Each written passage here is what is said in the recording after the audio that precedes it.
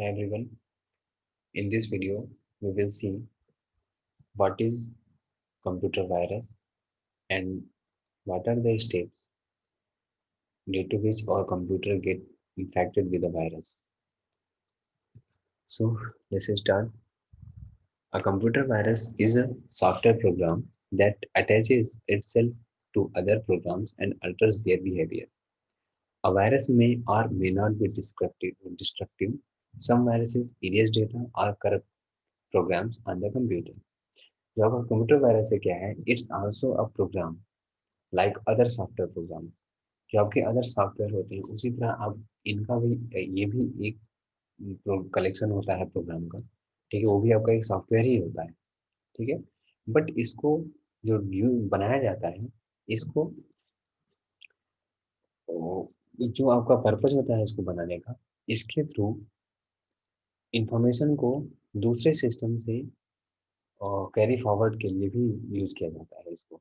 Illegal access करने के लिए सिस्टम को दूसरे सिस्टम्स को इलीगल एक्सेस करने के लिए या अनऑथराइज एक्सेस करने के लिए इसको डिजाइन किया जाता है। ठीक है, ये आपका कोई फिजिकल टर्म नहीं है, ये भी आपका एक सॉफ्टवेयर प्रोग्राम ही होता है। ठीक है, ये आपका आपके सिस्टम के लिए डिस्ट्रक्टिव हो भी सकता है और नहीं भी हो सकता। कुछ ऐसे वायरसेस होते हैं जो कि आपके सिस्टम के लिए हार्मफुल होते हैं और कुछ ऐसे भी होते हैं जो कि आपको हार्म तो पहुंचाते रहते हैं बट हमें पता नहीं चलता। वो कोई अपना इफेक्ट नहीं शो करते, लेकिन वो हमको हम हमारे इंफॉर्मेशन को लीक करते रहते हैं। ठीक है, बट हमको पता नहीं चलता, वो अपना कोई आइडेंटिफिकेशन जो उनका आइडेंटिटी है वो शो नहीं होती उससे। कुछ ऐसे वायरसेस होते हैं तो इन वायरसेस को डिस्ट्रक्टिव नहीं बोला जाता। ठीक है, जिनका इफेक्ट हमारे सिस्टम पे दिखने लगे वो डिस्ट्रक्टिव होता है। जैसे हमारा प्रोसेसिंग फ्लो हो जाए सिस्टम का इरेगुलर फंक्शन करने लगे, कोई भी इसका जो डिवाइस है वो प्रॉपर वर्क ना करे, कोई भी एप्लीकेशन है वो प्रॉपर ना वर्क करे, तो इसके कुछ उसके सिम्टम्स होते हैं वायरस इन्फेक्शन का। ठीक है, और हो सकता है कि किसी ड्राइव को ही करप्ट कर दे या फिर किसी प्रोग्राम को ही पूरा फुल करप्ट कर दे। ठीक है, तो ये सब इसके क्या है सिम्टम्स होते हैं। ठीक है, जैसे ही आपका इन्फेक्शन आता है, इन्फेक्ट हो जाता है आपका सिस्टम वायरस से, तो कुछ समय के बाद ये सब चीजें दिखनी शुरू हो जाती है। ठीक है, तो some viruses erase data or corrupt programs on the computer. Okay, and virus stands for vital information resource under siege. This is the full form of virus. ये आपका वायरस का फुल नेम है। When a virus enters into a computer system, it makes copies of itself and carries out the harmful task that it is programmed for. It means ये क्या करता है, जब computer आपके सिस्टम में आता है तो उसके अंदर एक प्रॉपर्टी होती है रेप्लिकेशन की। Replication means making copies of itself. वो अपनी खुद की अपनी कॉपी क्रिएट करता रहता है, किसी को जरूरत नहीं होती उसके खुद को डेवलप करने की। एक बार उसे बना दिया गया तो वो अब नेक्स्ट टाइम से वो खुद ही अपनी एक कॉपी बनाने की कैपेसिटी उसके अंदर होती है। ठीक है, ये this is the property of replication. ठीक है, तो वायरस की ये प्रॉपर्टी होती है रेप्लिकेट करने की, खुद की कॉपी क्रिएट करने की। वो कैसे क्रिएट करेंगे, जैसे ही आपके वो सिस्टम में आएंगे किसी प्रोग्राम से अटैच होंगे तो जब तक सिस्टम ऑन रहेगा, ठीक है, वो खुद की कॉपी वो बनाते रहते हैं। यही कारण है कि हमारे सिस्टम में हम उतनी फाइलों को क्रिएट नहीं करते हैं, लेकिन फिर भी जब वायरस का अटैक होता है तो मेमोरी हमारी क्या होती रहती है, हमारी मेमोरी कंज्यूम होना शुरू होना रिजर्व होना शुरू हो जाती है, यानी कि मेमोरी एलोकेशन हमारा बढ़ता जाता है। जबकि एक्चुअल में हम कुछ भी चीज़ यहाँ पे सेव करके नहीं रखते हैं उतना ज़्यादा, लेकिन वो मेमोरी कवर करना शुरू कर देता है। ठीक है, ऐसे करते करते हमारा सिस्टम स्लो होने लगता है, क्योंकि मेमोरी नहीं मिलेगी तो हमारे सिस्टम की वर्किंग स्लो हो जाएगी। ठीक है, और एट लास्ट एक कंडीशन ऐसी आती है जो कि अपने खुद की कॉपी को बनाते बनाते वो सभी मेमोरी को रिजर्व कर लेता है और एट लास्ट कोई भी प्रॉपर फंक्शन नहीं हो पाता और फाइनली हमारा ओएस खराब हो जाता है। ठीक है, तो ये सब इसके रेप्लिकेशन प्रॉपर्टी की ही वजह से होता है वायरसेस को। अगर आपने स्कैन नहीं किया, उसको डिलीट नहीं किया, तो वो खुद की कॉपी वो क्रिएट करता रहता है। ठीक है, some viruses get activated at a certain date and time. ठीक है, कुछ वायरसेस वो ऐसे होते हैं जिनको प्रोग्राम किया गया होता है कि इस डेट और टाइम पे एक्टिवेट होंगे, ठीक है, तो वो उसी डेट और टाइम पे एक्टिवेट होते हैं। Viruses also attach to the files stored on the computer or the storage media and harm this file. जो आपके वायरसेस होते हैं वो आपके फाइल में भी अटैच हो सकते हैं, आपकी फाइल फाइल में एक्चुअली वो आपके फाइल में अटैच ही होते हैं, ठीक है। ये आने का दूसरी जगह से आपके सिस्टम में आने का जो वे है वो भी हम देखेंगे कि क्या वे है, बेस है, ठीक है। लेकिन जब वो आपके सिस्टम में आते हैं तो वो किसी एप्लीकेशन सॉफ्टवेयर में अटैच हो जाएंगे या फिर आपके किसी फाइल्स में अटैच हो जाएंगे। जब भी आप उसको ओपन करेंगे तो क्या करते हैं, अपनी कॉपी बनाना शुरू कर देते हैं, ठीक है। फिर वो डेटा जहाँ जहाँ जाएगा सिस्टम में, वो या दूसरी जगह पे आप पीडीएफ वगैरह में लेके कहीं भी जाएंगे तो वो क्या हो जाएगा, स्प्लिट हो जाता है दूसरे सिस्टम में, ठीक है। A virus may get attached to email messages and spread from one computer to another. इसका एक कॉमन ये भी है कि यदि आप उस फाइल को, इन्फेक्टेड फाइल को यदि आप दूसरे पर्सन को मेल कर रहे हैं एज अटैचमेंट, ठीक है, तो वो आपका वायरस उसके अटैचमेंट के साथ ही दूसरे सिस्टम में चला जाता है, ठीक है। उसको आप नहीं रोक पाएंगे यदि आपके सिस्टम में कोई एंटीवायरस नहीं बना है तो। A computer virus can infect only the software and not the hardware, but computer may stop working. ये जो आपका वायरस होता है ये सॉफ्टवेयर पे अटैक करता है, न कि हार्डवेयर पे, ठीक है। बट हार्डवेयर भी हमारा फंक्शन वर्क हमारा प्रॉपर फंक्शन नहीं करता। Why? Because hardware need software to run properly. Hardware जो है उसको रन करने के लिए सॉफ्टवेयर की जरूरत होती है, तो सॉफ्टवेयर ही करप्ट हो जाएगा तो हार्डवेयर कैसे काम करेगा, ठीक है। That is the reason when viruses attack on the system, then after some time our system is not able to work properly. Next है आपका, a computer can get infected with virus in any of the following ways. अब यहाँ पे हम देखेंगे different ways क्या है जिससे हमारा सिस्टम रिस्क में आ सकता है। फर्स्ट है इन्फेक्टेड फाइल्स। कोई फाइल सीधा आपके सिस्टम में आ गई, वो इन्फेक्टेड है। When you open the particular file और infected file, then viruses start make a copy of its own, ठीक है, खुद की कॉपी को बनाना शुरू कर देते हैं और स्प्रेड करना शुरू कर देते हैं, ठीक है। नेक्स्ट आपका आता है इन्फेक्टेड पेन ड्राइव्स। अगर आप इन्फेक्टेड पेन ड्राइव्स वगैरह को यूज कर रहे हैं, ठीक है, पेन ड्राइव लगाया आपने, वो तुरंत क्या हो जाएंगे, जैसे ही डेटा ट्रांसफर किया वो पेन ड्राइव को ओपन किया, वो स्प्रेड हो जाएंगे। नेक्स्ट आपका आता है यदि हम सीडी या डीवीडी यूज कर रहे हैं, इन्फेक्टेड है, वो ऑलरेडी इन्फेक्टेड है, ठीक है, तो उस केस में उस जैसे ही सीडी को हम रन कराएंगे तो उसके थ्रू भी वो हमारे सिस्टम में चली आएंगे। नेक्स्ट आपका है through infected file attachment of emails. यदि कोई मेल हमारे पास आई है, उसमें कोई अटैचमेंट है और वो अटैचमेंट इन्फेक्टेड फाइल है उस अटैचमेंट में, तो जैसे ही उस अटैचमेंट को हम डाउनलोड करके ओपन करेंगे, हमारा भी सिस्टम क्या हो जाता है, इन्फेक्ट हो जाता है, ठीक है। A computer virus can't do following. अब क्या कंप्यूटर वायरस क्या नहीं कर सकता वो हम देखेंगे। तो it can't infect file on CD और डीवीडी। सीडी या डीवीडी में जो फाइलें पड़ी हुई हैं उनको ये इन्फेक्ट नहीं कर सकता, उनमें नहीं जा सकता ये। क्यों? क्योंकि सीडी डीवीडी में जो भी फाइलें होती हैं उनको राइट किया जाता है, ठीक है। तो जब से सीडी में आप राइट नहीं करोगे तब से कोई डेटा सीडी में ट्रांसफर नहीं होगा, ठीक है। तो ये है, आने को तो आ सकता है। क्यों कैसे आ सकता है? क्योंकि जो हम सीडी के फाइल्स को चलाते हैं, एक्सेस करते हैं, तो उसको हम किसी एप्लीकेशन सॉफ्टवेयर के थ्रू करते हैं। तो जब भी हम जैसे कोई हमारा है, तो कोई वीडियो की सीडी लगी हुई है, तो उस वीडियो को एक्सेस करने के लिए हम अपने किसी एप्लीकेशन का यूज़ करेंगे, वीडियोज में मीडिया प्लेयर का यूज़ करेंगे या फिर कोई भी एक मीडिया प्लेयर हमारे पास होना चाहिए। तो जब हम उसके थ्रू हम सीडी को एक्सेस करेंगे, तो वो क्या करेंगे, प्रोग्राम हमारे रन होना शुरू होंगे। तो उसी के थ्रू हमारे एप्लीकेशन में भी वो हमारे वायरसेस अटैच हो जाते हैं और स्प्रेड हो जाते हैं, ठीक है। नेक्स्ट आपका आता है it can't infect computer hardware like keyboard mouse etcetera, ठीक है। ये बोल रहा है कि ये हमारे हार्डवेयर को नहीं इन्फेक्ट कर सकता। मैंने आपको बताया कि ये जो है सॉफ्टवेयर को करप्ट करता है, क्योंकि ये खुद एक सॉफ्टवेयर होता है ये, ठीक है। और ये किसी भी हार्डवेयर को इन्फेक्ट नहीं कर सकता, बट ये हार्डवेयर इससे हमारे हार्डवेयर जो है प्रॉपर फंक्शन करना बंद कर देते हैं। तो क्यों कर देते हैं? बिकॉज हार्डवेयर नीड और सॉफ्टवेयर टू रन प्रॉपरली, ठीक है। तो जब सॉफ्टवेयर ही सिस्टम में नहीं रहेगा तो हार्डवेयर कैसे वर्क करेगा, ठीक है, तो यही रीज़न है कि जब वायरस अटैक होता है तो आपका हार्डवेयर वर्क करना बंद कर देता है, अगर बहुत ज़्यादा अटैक हुआ तो। Now how do we know that our computer is infected with virus? हम कैसे ये आइडेंटिफ़ाई करेंगे, कैसे ये हम जानेंगे कि हमारा सिस्टम जो है वो इन्फेक्ट हो चुका है, ठीक है?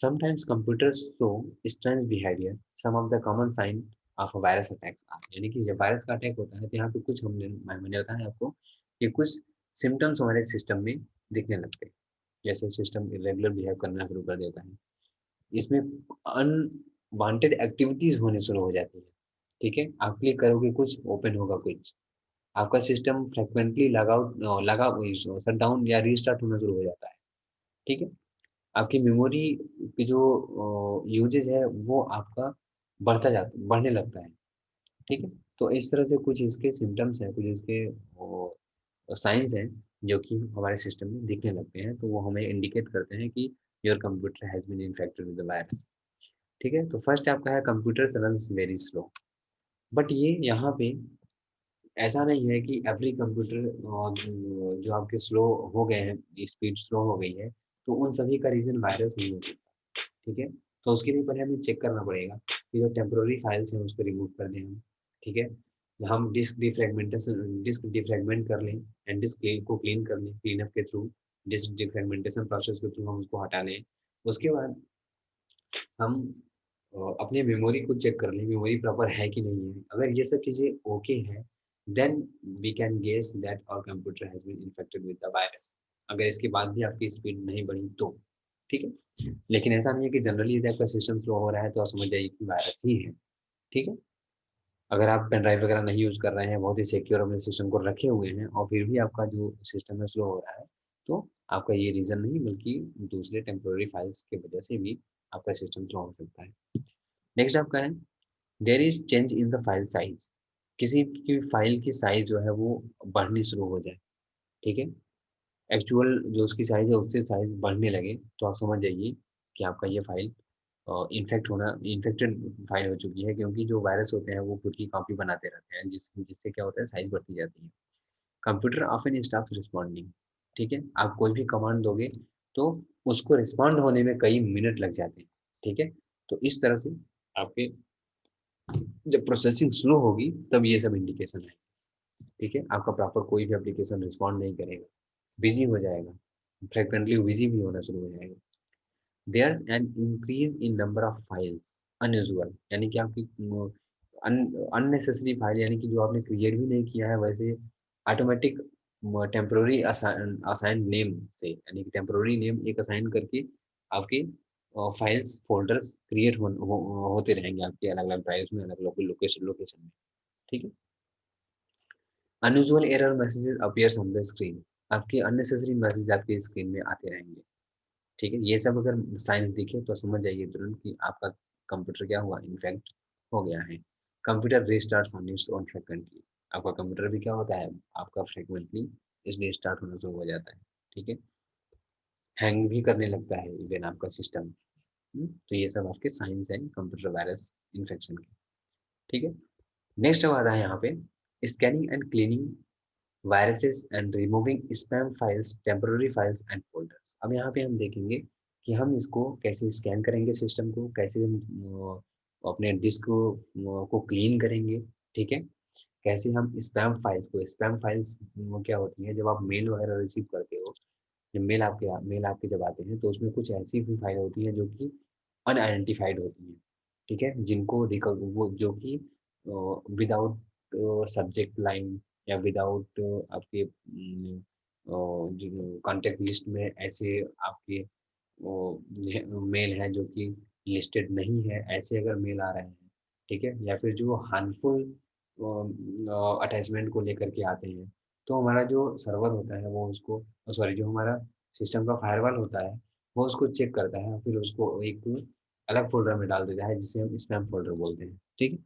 तो इसमें जो होते हैं वो हमारे इन्फेक्टेड फाइलें होती हैं और या फिर आपके अननोन मेल्स होते हैं, ठीक है? जो आपके लिए हार्मफुल भी हो सकते हैं, ठीक है? तो उनको रिमूव करना, टेम्पररी जो फाइलें होती हैं, जो मैंने अभी पिछले क्लास में डिस्कस किया, जो टेम्पररी फाइलें होती हैं, ठीक है? डॉट टीएमपी करके, टीएमपी करके, ये क्रिएट होती रहती हैं खुद से। ऐसी फाइलों को भी आप यहाँ पे डिलीट हम लोग कर देते हैं, जो टेम्पोररी क्रिएट होती रहती हैं। ठीक है, अननेसेसरी ये भी क्या करती हैं, हमारे स्पेस को कवर करती रहती है। ठीक है, तो ये सब चीज़ें हम यहाँ देखेंगे। The following point should be kept in mind to prevent virus infection. First, install and use antivirus software. Keep antivirus software updated. आपको जब आप उसको परचेज करिए एंटीवायरस को, फिर डे बाई डे या फिर जैसे जैसे उसमें कोई अपडेशन आ रहा है, उसको तुरंत अपने सॉफ्टवेयर को अपडेट करिए एंटीवायरस को। न्यू डेफिनेशन उसमें ऐड होती है अपडेट करने से। ठीक है, जिससे आपके नए टाइप के जो वायरसेस आ रहे होते हैं उसके उनको डिटेक्ट करने की कैपेबिलिटी इसमें आ जाती है।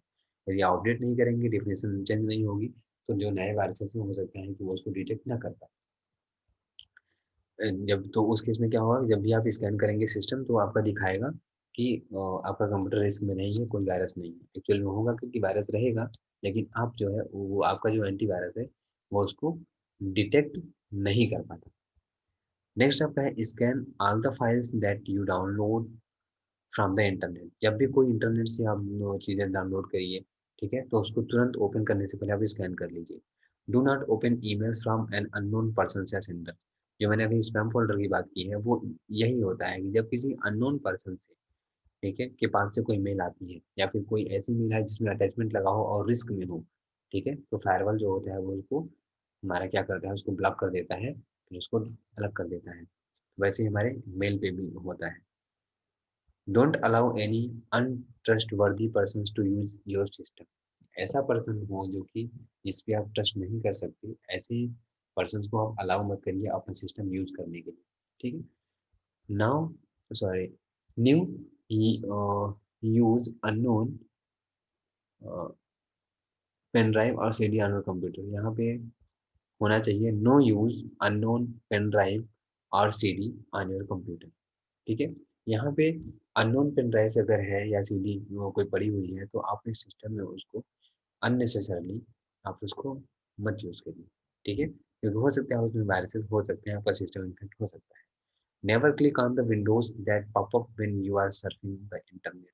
ठीक है, ये इस पे बहुत ध्यान देना आपको होता है। व्हेन यू यूज इंटरनेट, तो कोई भी वेब पेज ओपन करते हैं, वहां पे कोई भी पॉपअप आता है, तो उसको आप उस पर रिस्पॉन्ड मत करिए। ठीक है, क्योंकि अधिकतर जो वायरसेस का अटैक होता है ना, वो इसी से होता है। वेब पेजेस पे आपके अननेसेसरली पॉपअप्स आएंगे, उसमें इंटरेस्टिंग लाइंस लिखी रहेगी। ठीक है, तो उस पे आप उसको पढ़ने के लिए या इंटेंशनली आप उसको ओपन करेंगे, और उसमें होगा कुछ नहीं, उसमें एक कोड होगा वायरस का, जो कि क्या होगा, एग्जीक्यूट कर जाएगा और आपके सिस्टम में वो एंटर कर जाएगा। ठीक है, तो ये सब चीज़ें आपको ये सब चीज़ों को लेकर के आपको अलर्ट होना रहना चाहिए। नेक्स्ट आपका आता है preparing computer against virus. Virus के अगेंस्ट हमें अपने कंप्यूटर को कैसे प्रिपेयर करना है। We should install antivirus software, run it periodically and keep it updated so that it can scan and remove new viruses. Antivirus software, अब यहाँ पे देखते हैं कि एंटीवायरस होता क्या है। वायरस तो हमने देख लिया, अब यहाँ पे देखते हैं एंटीवायरस क्या होता है। An antivirus software is also a program designed to detect and remove malicious program from the computer. Computer से जो हमारे malicious या harmful programs होते हैं, उनको डिटेक्ट करना और उनको रिमूव करना। ठीक है, उनको डिलीट करना। डिलीट करने के लिए जो प्रोग्राम डिजाइन किया जाता है, that is called antivirus software. ठीक है, यही आपका जो वर्क है वो एंटी स्पाईवेयर भी करता है। ठीक है, बट एंटी स्पाईवेयर और एंटीवायरस में थोड़ा डिफरेंस है। जो एंटी स्पाईवेयर है वो पर्टिकुलर टाइप की एप्लीकेशन को ही डिटेक्ट करने के लिए यूज किया जाता है, जिसका नाम है स्पाईवेयर। यानी स्पाईवेयर ये भी आपका एक मलिशियस प्रोग्राम होता है, लाइक वायरस। ठीक है, उसको डिटेक्ट करने के लिए आपका एंटी स्पाईवेयर यूज किया जाता है। ठीक है, लेकिन आजकल क्या हो रहे हैं, जो आपके एंटीवायरस आ रहे हैं उसमें इनबिल्ट एंटी स्पाईवेयर होता है, आपको अलग से लेने की जरूरत नहीं होती। ठीक है, जो कि स्पाईवेयर टाइप के जो जो स्पाईवेयर होते हैं, ठीक है, उनको सिर्फ डिटेक्ट करने के लिए वो एंटी स्पाईवेयर होता है। बाकी और जो आपके वायरसेस होते हैं अलग, जो स्पाईवेयर नहीं है, उनको हमारा कंप्लीट जो एंटीवायरस प्रोग्राम है हमारा वो डिटेक्ट कर लेता है। ठीक है। नेक्स्ट आपका है some examples of antivirus software are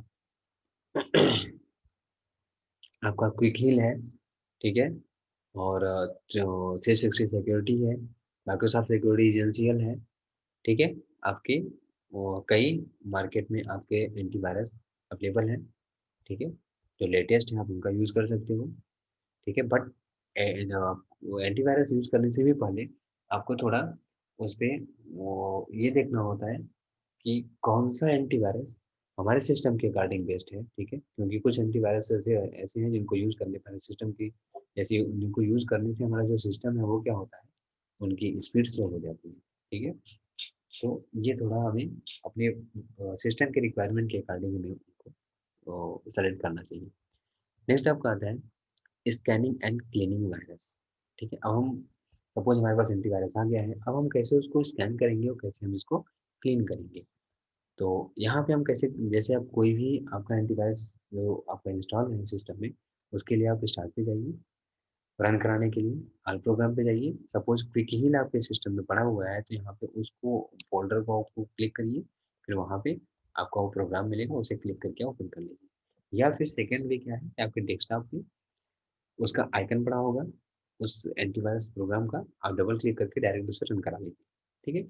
फिर आप उनको स्कैन करके जो भी फाइलें हैं, इन्फेक्टेड फाइलें हैं वो डिस्प्ले होंगी, उनको फिर राइट साइड में एक्शन का नाम से आपका आता है ऑप्शन, उस पर क्लिक करके डिलीट का ऑप्शन सेलेक्ट करिए और डिलीट मार दीजिए। सभी आपके जो वायरसेस हैं वो क्या है, डिलीट हो जाएंगे। नेक्स्ट आपका आता है removing temporary files. Temporary files को आप कैसे रिमूव करेंगे, ठीक है, जो कि अननेसेसरली यहाँ पे जनरेट हुई है, क्रिएट हुई है।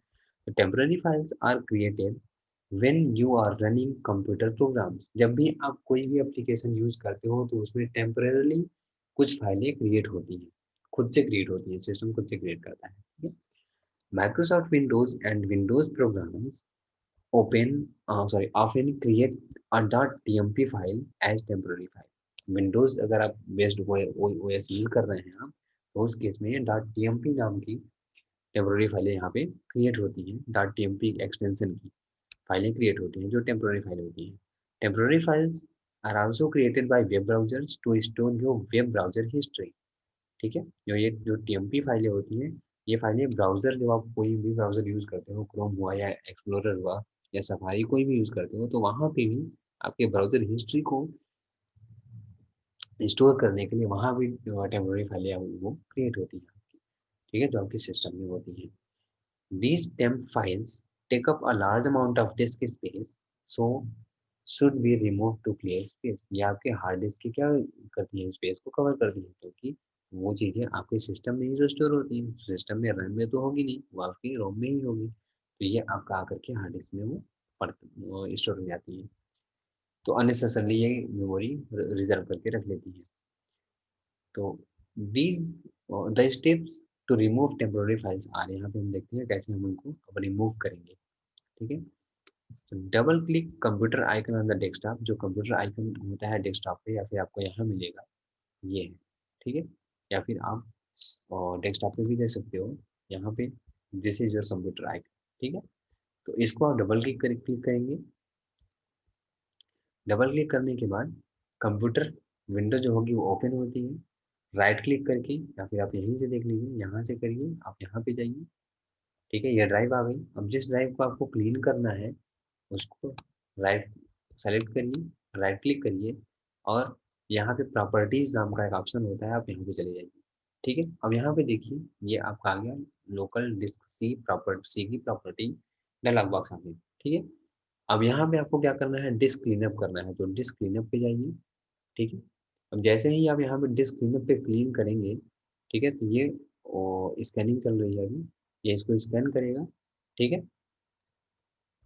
नेक्स्ट अब हम इसको कैंसिल करते हैं, क्योंकि अभी हम, तो यहाँ पे क्या होता है, डिस्क क्लीनअप पे क्लिक क्लिक करेंगे, तो ये डिस्क क्लीनअप जो होगा वो विंडो ये अपीयर होती है, और वहाँ पे जैसे ही वो अभी एग्जीक्यूशन हो रहा था उसके बाद एक आपको डायलॉग बॉक्स और ओपन होता, वहाँ पे आता आपका टेम्पोररी फाइल्स करके अभी उसका इमेज नीचे है, आपको दिखाते हैं इस तरह से ये आता। ठीक है, जब वो अपना प्रोसेस करता है जो कर रहा था स्क्रीन पे, उसके बाद ये आता है, ये इमेज आती है।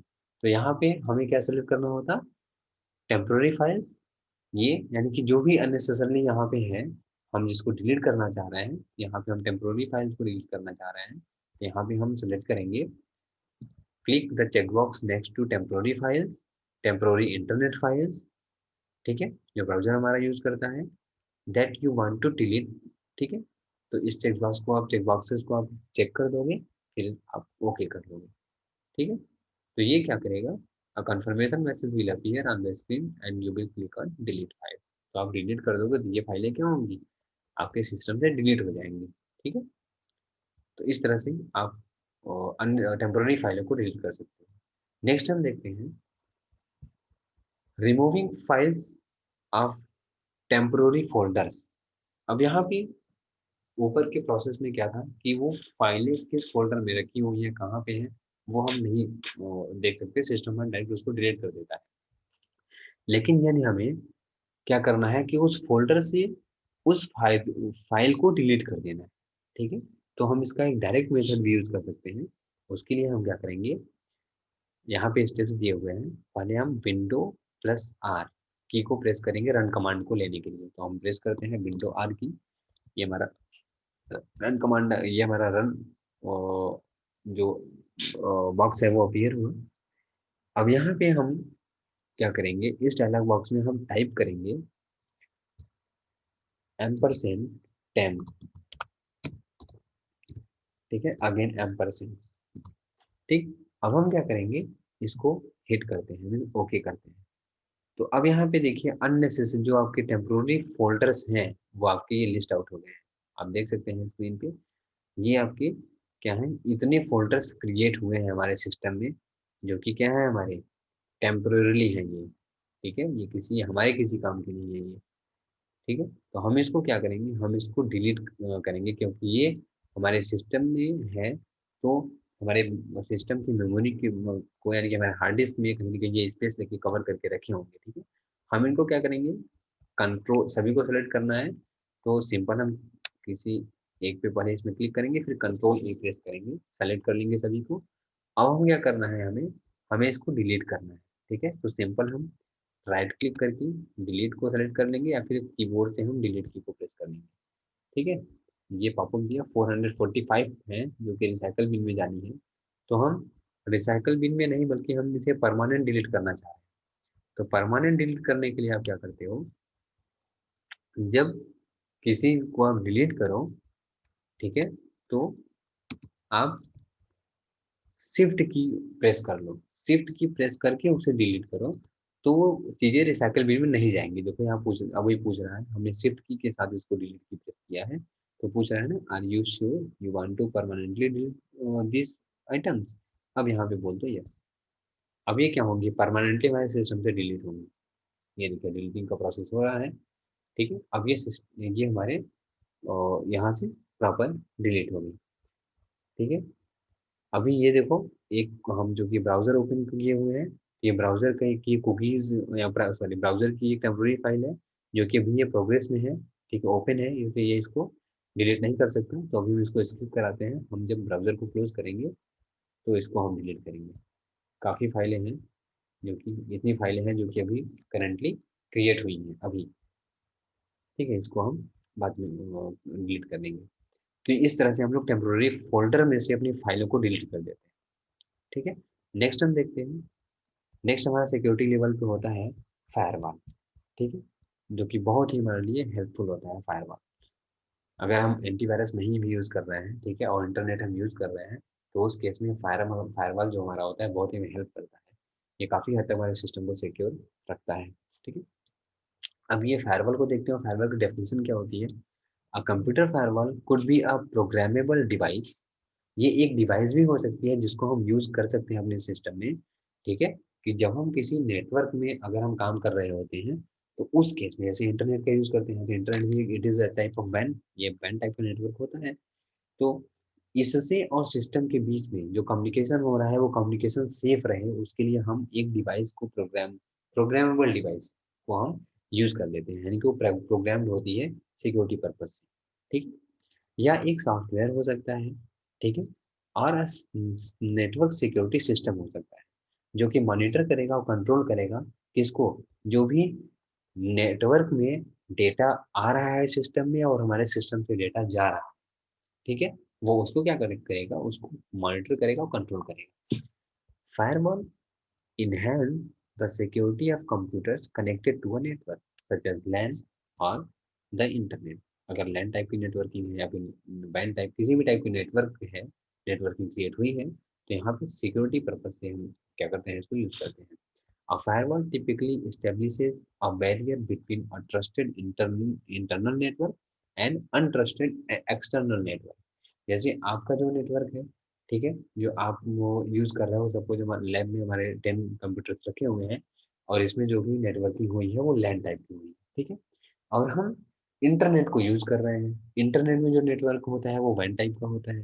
तो जो लैन टाइप की नेटवर्किंग हमने बना के रखी है उसमें तो हमने प्रॉपर सिक्योरिटी यूज की हुई है, ठीक है, तो ये आपका क्या है, ट्रस्टेड नेटवर्क है, इंटरनल नेटवर्क। बट जो हम इंटरनेट यूज कर रहे हैं अपने नेटवर्क वाले सिस्टम्स पे, वो क्या है, वो तो अनट्रस्टेड है ना, वहां पे तो हमने कोई सिक्योरिटी नहीं लगा के रखा है इंटरनेट पे, ठीक है। तो ये क्या करता है, एक बैरियर एस्टेब्लिश करता है जो हमारा फायरवॉल, ठीक है, जो भी डेटा आएगा इंटरनेट से हमारे सिस्टम में, हमारे सिस्टम से जो डेटा इंटरनेट पे जाएगा, उसको क्या करता है वो सिक्योर करके रखता है, वहां पे एक बैरियर की तरह से वर्क करता है, ठीक है। नेक्स्ट है firewall inspects each packet of data. जो भी आपके सामने बताया था ये आपके नेटवर्किंग फंडामेंटल में, कि डेटा जब ट्रेवल करता है तो वो पैकेट के फॉर्म में ट्रेवल करता है, ठीक है। तो जब भी जो भी डेटा जाता है या डेटा आता है, जो भी उसके पैकेट्स होते हैं, सभी पैकेट्स को क्या करता है वो इंस्पेक्शन करता है उसका, ठीक है, वेदर इनकमिंग और outgoing and determines whether it should be allowed to pass or be blocked. यानी ये भी इंश्योर करता है कि ये हमारा इन्फेक्टेड है या नहीं है, इसको अलाउ करे कि ब्लॉक करे, ठीक है, ये सभी हमारा फायरवॉल करता है और बहुत ही इंटेलिजेंट है फायरवॉल, ठीक है। थोड़ा सा भी उसे डाउट होता है तो वो उसको क्या कर देता है, आपको एक मैसेज देगा और उस पैकेट को, इन्फेक्टेड पैकेट को वहीं पे ब्लॉक कर देगा, ठीक है। यदि आप चाहते हो कि नहीं उसको अलाउ करिए, तो आप अलाउ पे क्लिक करेंगे, आप मैसेज में अलाउ का ऑप्शन रहेगा, क्लिक करेंगे, तभी वो कंटेंट आपको डिस्प्ले होगा, अदरवाइज वो फायरवॉल में ब्लॉक कर देता है। वो हमारे पास जो मॉलिशियस कंटेंट फाइल्स होती हैं उनको ओपन नहीं करता, ठीक है। नेक्स्ट आपका है the main purpose of a firewall is to reduce और eliminate the occurrence of unwanted network communications while allowing normal traffic. यानी कि जो आपके नेटवर्क में भी ऐसे आपके अटैक होते हैं वायरसेस के, जिससे क्या होता है हमारा कम्युनिकेशन सिस्टम हमारा क्या होता है, ब्लॉक होने लगता है, नेटवर्क में ट्रैफिक अचानक से बढ़ जाता है, जिससे नेटवर्क कंजेशन होने लगता है। तो इसको भी ये रिड्यूस करता है हमारा फायरवॉल, ठीक है, ये बहुत मदद हेल्प करता है, ये this is the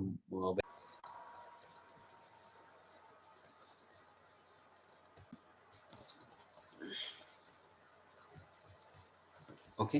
next we talk about cookies. Cookies क्या होते हैं, in computing cookies are small files which are stored on a user's computer when you visit a website on the internet।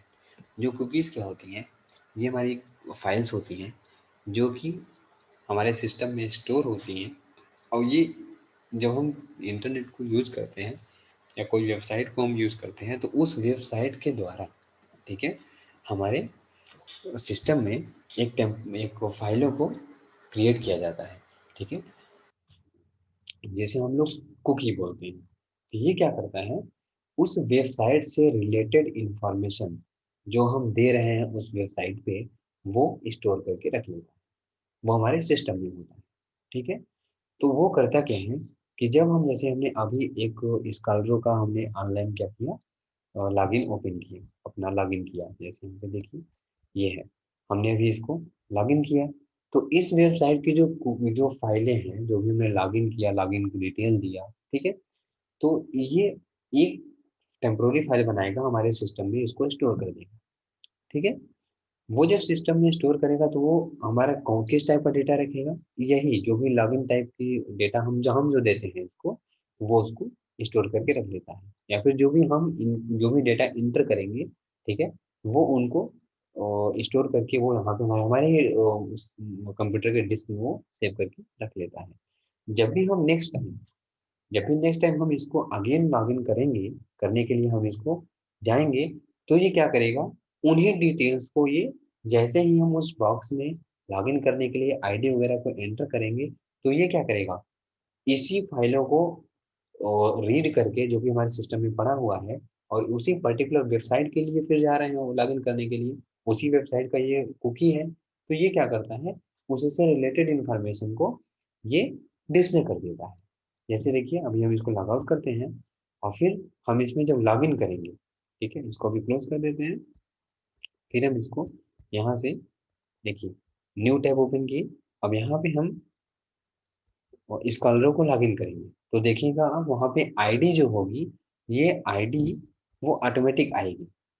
हमने एक बार login किया हुआ है, ये cookie वगैरह इसकी बनी हुई है, देखिए यहाँ पे यूजर नेम मांगा है, जैसे ही क्लिक करेंगे देखिए इतनी आईडीज यहाँ पे हम एंटर कर चुके हैं, तो यहाँ पे इतनी आईडी क्या कर रहा है, ये स्टोर करके वो रख लिया है। यहाँ पे फिर ये ऑटोमेटिक वो उसी वेबसाइट पे, जिस वेबसाइट की वो कुकी है, उसकी इंफॉर्मेशन वो वेबसाइट जब भी आपके उस सिस्टम में ओपन होगी, तो उससे रिलेटेड इंफॉर्मेशन जो भी है उसके पास, वो उसी जगह पे उसको डिस्प्ले करेगा।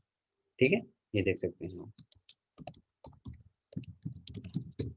ठीक है, तो ये लॉगिन इन्फॉर्मेशन हुआ, या फिर अदर टाइप की इन्फॉर्मेशन जो भी हम उस वेबसाइट पे शेयर कर रहे हैं, वो टेम्पोररी उसको क्या करती है, वो स्टोर करके रख लेती है।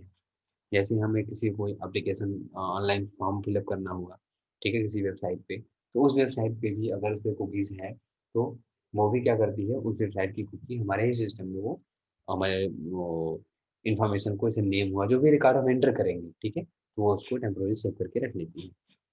ठीक है, नेक्स्ट आपका है, these files are designed to hold data specific to a particular client and website.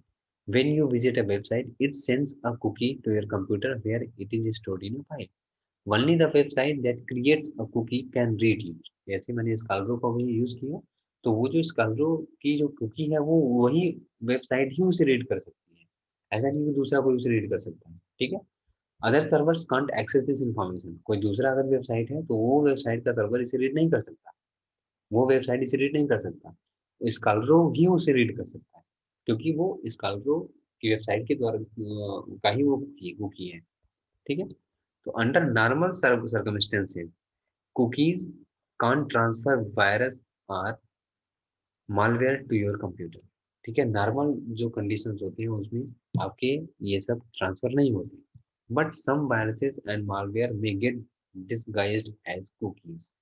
ठीक है, मीन्स वो आपको डिसगाइज कर सकते हैं, कुकी समझ करके आप वहाँ पे आपको इल्यूजन आपको हो सकता है। ठीक है, इसीलिए कहा जाता है कि इंटरनेट पे जब भी आप सर्व करिए, तो हमेशा जेन्युइन साइट का यूज करिए, और किसी भी पॉपअप पे आप क्लिक न करिए। ठीक है, each browser stores cookies in different location, every browser gives a range of option for handling cookies.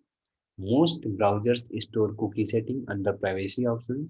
You can use browser's help file to control cookie settings। यहाँ पे आप कुकी के लिए आप सेटिंग भी कर सकते हैं अपने सिस्टम में जाकर के। ठीक है, ब्राउजर्स के प्राइवेसी ऑप्शन में जाके आप वहाँ से कुकीज की सेटिंग भी कर सकते हैं। ठीक है, ये इसकी कंट्रोलिंग आपके पास होती है। और एक भी चीज़ है कि नॉर्मल जो कुकीज हमारे जनरेट होती है, वो हमारे लिए हेल्पफुल भी होती है। ठीक है, ऐसा नहीं है कि वो आपके लिए हार्मफुल होती है, वो आपके बोल रहा है ना कि नॉर्मल जो सर्कमस्टेंसेस होते हैं, उसमें आपके वायरसेस का कोई रिस्क नहीं होता। ठीक है, और वो आपके डिटेल को रख रहे हैं स्टोर करके, और ये भी आपके लिए बेनिफिशियल है कि दूसरी वेबसाइट के द्वारा आप वो रीड नहीं किया जा सकता। ठीक है, तो that is helpful to you. ठीक है, बट आपको ये मालूम नहीं होता कि ये सेफ है या नहीं, कोई इसके लिए कोई रिस्क नहीं लेना चाहता, इन सब चीज़ों के लिए कोई कॉन्फिडेंशियल डेटा है तो उसके लिए कोई रिस्क नहीं लेना चाहता। ठीक है, बट आप ये जानते रहिए कि ये हमारे लिए हेल्पफुल होते हैं, कुछ चीज़ें हमारे लिए हेल्पफुल होते हैं। ठीक है, तो ये आपके रहे आईसीटी स्किल से सभी आपके टॉपिक्स कवर हो गए हैं। ठीक है, नेक्स्ट हम डिस्कस करेंगे आपका next new unit. Okay, now I have completed ICT skills. Okay, thanks for watching.